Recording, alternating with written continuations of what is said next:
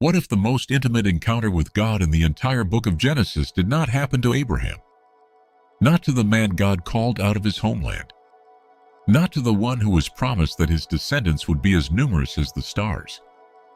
Not to the father of the faith whose name is remembered in 3 of the world's major religions.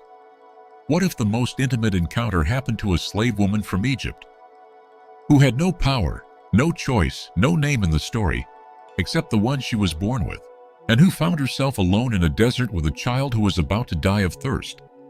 And what if she was the only person in the entire Bible who gave God a name?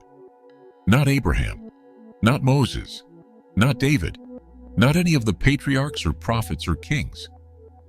A slave woman, twice abandoned, twice in the wilderness. And both times the God of the universe stopped and spoke to her by name. This is the story of Hagar. And it is one of the most important stories in Scripture that almost no one talks about. To understand Hagar, you have to understand her position. She was Egyptian. She was a slave in the household of Abram and Sarai, the couple God had called to leave everything and follow him to a land he would show them. The couple to whom God had made extraordinary promises: land, descendants, blessing for the whole world through their family. The problem was that Sarai had never been able to have children, and she was old. And the years kept passing, and the promise kept wetting, and the child that was supposed to be the beginning of everything had not come. So Sarai did something that was culturally acceptable in the ancient world but was catastrophic in this particular situation. She took matters into her own hands. She went to Abram and said, "The Lord has kept me from having children. Go sleep with my slave. Perhaps I can build a family through her." Abram listened to his wife. Hagar had no say in this. She was a slave. What she wanted, what she felt, what the arrangement meant for her life and her body and her future was not part of the conversation. She was a solution to someone else's problem, a tool to accomplish someone else's purpose. She had no choice, and she became pregnant. When Hagar knew she was pregnant, something shifted between her and Sarai. The Bible describes it with a phrase that carries a weight of human complexity. She began to despise her mistress. We are not given Hagar's inner monologue. We do not know exactly what she felt or thought, but we can understand something of what was happening. She had been used. She was carrying a child that was not hers in any meaningful sense, a child who would be claimed by the household that owned her. And perhaps in the pregnancy, in the growing reality of the life inside her, something in her could not simply remain the compliant tool she had been designed to be. Whatever the reason, Sarai felt it. And she went to Abram. "You are responsible for the wrong I am suffering," she said. "I put my slave in your arms, and now that she knows she is pregnant, she despises me. May the Lord judge between you and me." Abram told her to do with Hagar whatever she thought best. And Sarai mistreated Hagar. And Hagar fled. She was in the wilderness, alone, pregnant, a slave who had run from the only household she had ever known into the desert with nowhere to go and nothing ahead of her. And the angel of the Lord found her. Not her master, not her mistress, not one of the other servants. The angel of the Lord. He called her by name. "Hagar, slave of Sarai, where have you come from and where are you going?" She said she was running from her mistress. The angel told her to go back, to submit to Sarai. But then he said something that changed everything. He told her she was pregnant and would give birth to a son. He told her to name him Ishmael, which means God hears, because the Lord had heard of her misery. Then he described what her son would be: a wild donkey of a man, his hand against everyone and everyone's hand against him. He would live in hostility toward all his brothers. It was not a comfortable prophecy, but it was a prophecy. To a slave woman alone in the desert, God spoke a future over her child. And then Hagar did something no one else in Scripture does. She gave God a name. She called him El Roi, the God who sees me. She said, "I have now seen the one who sees me." The slave who had been invisible to everyone except as a means to an end was seen by God. And she named him for it. She went back. She gave birth to Ishmael. Abram was 86 years old. Years passed, 13 years. And then God came to Abram again with the covenant. He changed Abram's name to Abraham. He changed Sarai's name to Sarah. And he told them that Sarah would have a son. Sarah laughed. She was 90 years old. Abraham was 99. The idea of a child now was so far beyond what seemed possible that she laughed. But the child came. Isaac, the child of the promise, the one God had always meant.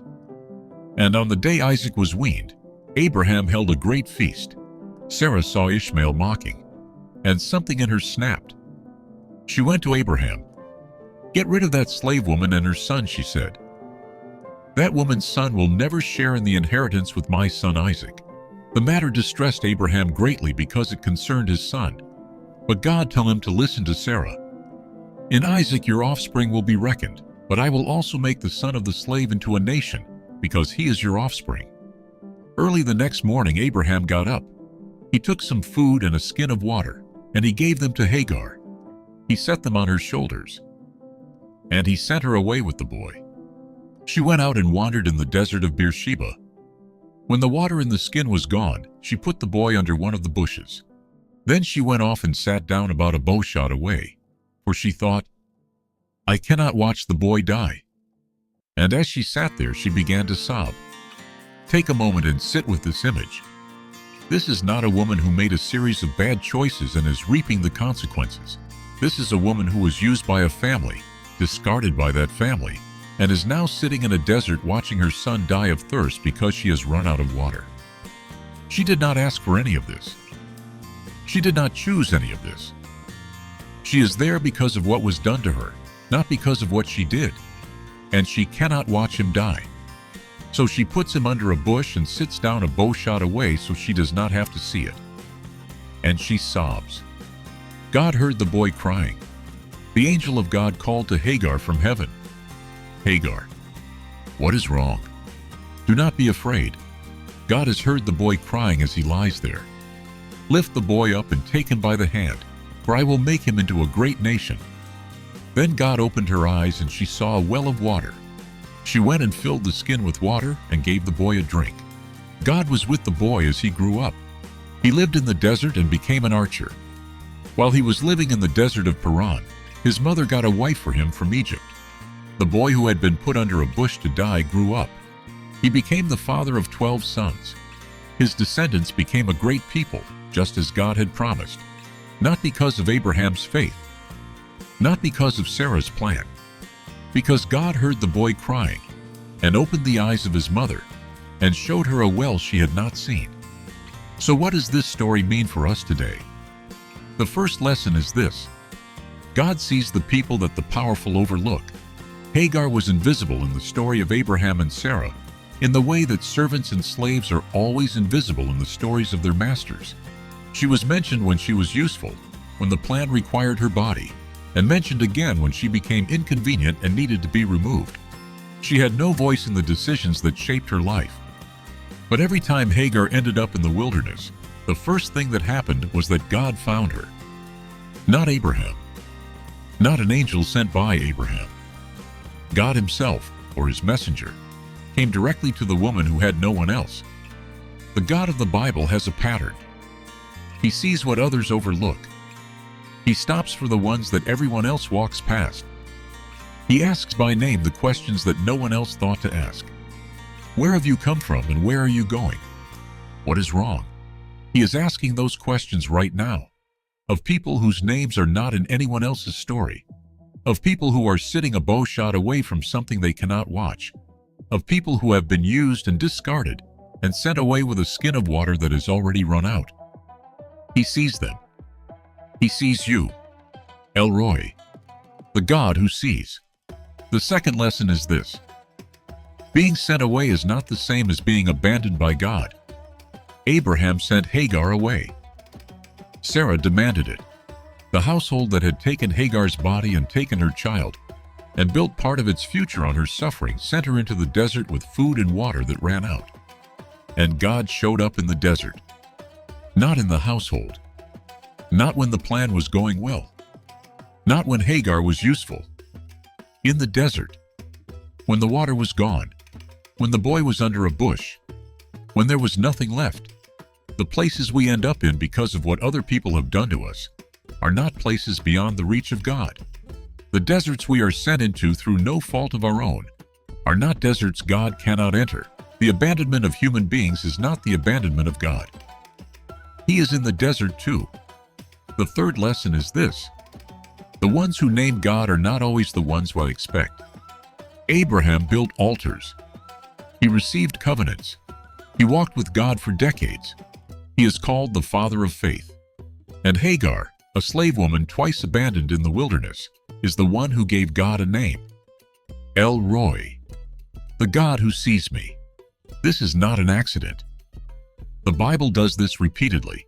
It elevates the ones who are overlooked. It gives the most significant moments to the most unlikely people. The God who sees what others do not see is seen most clearly by the ones that others do not see. The people who know God most intimately are not always the ones with the most power or the most prominent positions in the story. Sometimes they are the ones sitting in the desert, out of water, watching what they love die, and suddenly aware that someone is watching them back. Whoever you are in this story, however invisible you feel in the larger narratives happening around you, however used or discarded or sent away, you are seen. And the fourth lesson is the one that the whole story has been building toward. Hagar named God El Roi, the God who sees me. And God responded to being seen by her by opening her eyes. She saw a well that had been there all along. The water that saved her son's life was already there. She just could not see it until God opened her eyes. This is the pattern of divine compassion in the Bible. God is not simply watching from a distance. He is present in the wilderness. He opens eyes that have been closed by grief and exhaustion and the overwhelming weight of having been treated as something less than fully human. And when her eyes were opened, she saw water. Centuries after Hagar sat by a well in the desert, another woman sat by a well in Samaria. She too was someone that polite society did not fully see. She too was in a conversation with someone who knew everything about her. And Jesus said to her, "If you knew who it is that asks you for a drink, you would have asked him, and he would have given you living water." The wells in the wilderness are not accidents. The water that appears when eyes are opened is not coincidence. The God who is El Roi, the God who sees, has been putting water in deserts since the beginning. He is putting it in yours. Whatever wilderness you are sitting in, whatever bush you have placed your hope under because you cannot watch it die, whatever skin of water has run out and left you with nothing, look up.